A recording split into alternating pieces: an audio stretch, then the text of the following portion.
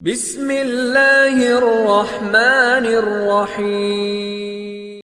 حضرت موسیٰ علیہ السلام کے زمانہ میں ایک شخص ایسا تھا جو اپنی توبہ پر کبھی ثابت قدم نہیں رہتا تھا۔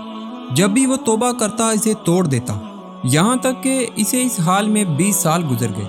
اللہ تعالیٰ نے حضرت موسیٰ علیہ السلام کی طرف وحی کی کہ میرے اس بندے سے کہہ دو میں تجھ سے سخت ناراض ہوں۔ جب حضرت موسیٰ علیہ السلام نے اس آدمی کو اللہ کا پیغام دیا تو وہ بہت غمگین ہوا اور جنگلوں کی طرف نکل گیا۔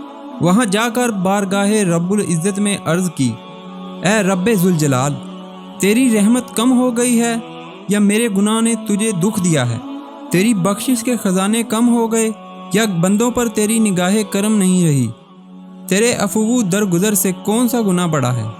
تو کریم ہے، میں بخیل ہوں، کیا میرا بخل تیرے کرم پر غالب آ گیا ہے؟